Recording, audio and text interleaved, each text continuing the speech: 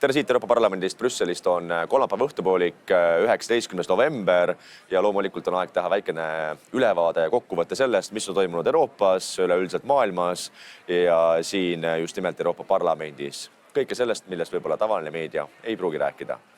Esiteks, just mõne päeva tagasi me saatsime ametlikult arupärimise kirja Euroopa Komisjonile seoses Euroopa Komisjoni kavandatava Erasmuse programmi laiendamisega. Nimelt siis seda me oleme ka üritanud viimasel nädalal mitu korda ka teadvustada läbi sotsiaalmeedia inimesi, et Erasmus, mis muidu on mõeldud õpilasvahetusprogrammiks Euroopa riikide sees, ehk loomulikult näiteks Eesti lapsed või tudengid saavad läbi Erasmuse minna õppima näiteks Saksamaa kooli või Prantsusmaale ja samamoodi saavad minna Saksa õpilased õppima Itaaliasse vahetusaastale näiteks, siis nüüd on Euroopa Komisjon tulnud välja plaaniga laiendada Erasmuse programmi ka 6 Põhja-Aafrika ja Lähis-Ida riigiga, nagu näiteks Alžeeria, Süüria, Maroko, et siis sealt saaksid tulla legaalsel viisil siia inimesed õppima ja teoorias justkui loomulikult, et kui nad Euroopas õpivad, siis koguvad siin tarkust ja lähevad tagasi oma kodumaale,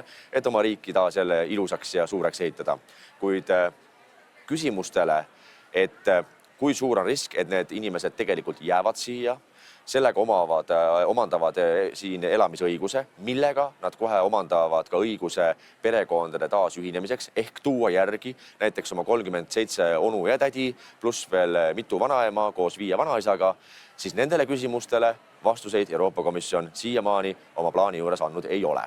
Ja seetõttu loomulikult oleme siis avaldamas oma poliitfraktsiooni Euroopa konservatiivide ja reformistide nimel survet Euroopa Komisjonile, et mida see plaan tegelikult tähendab, mis on need tegelikult mõjud, selle maksumus, see võimalik tagajärg immigratsiooni küsimusele, sest seesama volinik, kes vastutab Vahemere küsimuste eest, seesama Euroopa Komisjoni volinik ütles väga ausalt välja alles mõned nädalad tagasi, et eesmärk ongi tekitada uusi legaalseid viise immigratsiooniks. Ehk et piltlikult öeldes, asja, mis on praegu illegaalne ja kuritegelik, legaliseerime ära ja sellega justkui on probleem kadunud. No see on umbes sama asi, et legaliseerime narkootikumide kasutamise, sest siis ju enam kuritegusid ametlikult ei ole. Eks me siis näis, mida Euroopa Komisjon nendele küsimustele vastab. Sellega võib minna umbes 6 nädalat, enne kui nad vastavad ja siis loomulikult anname ka infot kohe ka valijatele ja Eesti inimestele edasi, et mis on Euroopa Komisjoni seisukohad. Lisaks sellele eile teisipäeval kohtusin 2 erineva suursaadikuga. Nemad palusid kohtumist. Esiteks palus kohtumist suursaadik Sudaanist. Nimelt Sudaanis on siis üllatus, käimas jälle kodusõjalaadne asi, kus siis paramilitaarne rühmitus üritab tagasi võtta võimu, mille nad kaotasid mõned aastad tagasi ja siis justkui legaalne valitsus siis seadusliku sõjaväega üritab taas kontrolli saavutada riigi ja ühiskonna üle.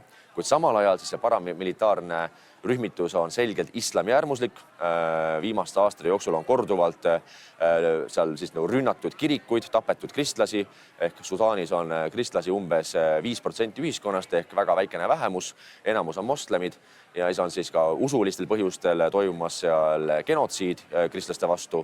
Samal ajal toetab siis Sudaani seda paramilitaarset rühmitust Ühendemiraadid, kes omavad suurema osa õigustest väga rikkalikele maavarade kaevandamisele, näiteks kullale, koobaltile. Koobalt teatavasti on üks olulisem komponent akude ehitamisel ehk et rohepöörde teostamiseks, samuti teemantid ehk et riik ise on tohutult rikas maavarade poolest, aga loomulikult nagu ikka Afrikas tihti kombeks, et rikkus läheb hoopis kellegi isiklikesse taskustesse ja need tavainimesed seal elavad jätkuvalt muldonnides, kui sedagi.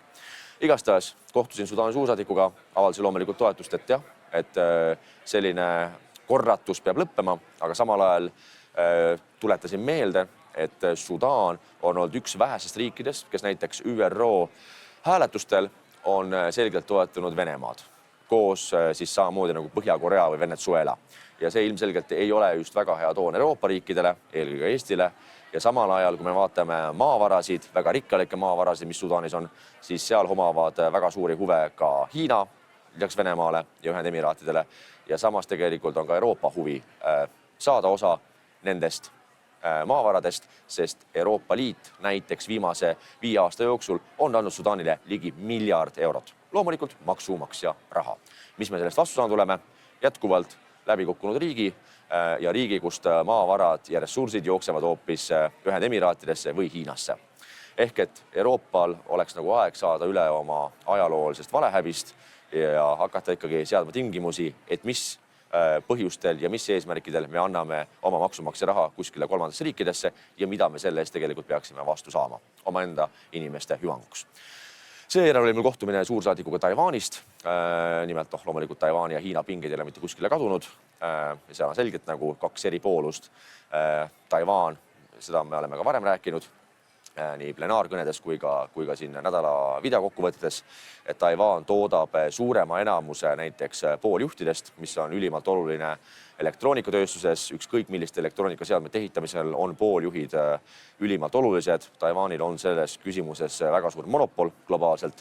Ehk Taiwani küsimus on geopoliitiliselt vägagi tähtis Ameerika Ühendriikidele, aga samamoodi ka Euroopale.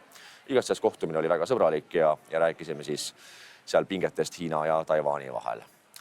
Järgmine on toimumas meil täiskogu istungid Strasbourgis. Strasbourgis näiteks kolmapäeva hommikul toimub siis üks põhidebatt, milleks on, et kuidas käituda Hiina poolt kehtestatud sanktsioonidega, nimelt siis müügipiiranguga muldmetallidele. Hiina globaalselt omab 90% 17 kõige tähtsama muldmetalli kaevandamisest.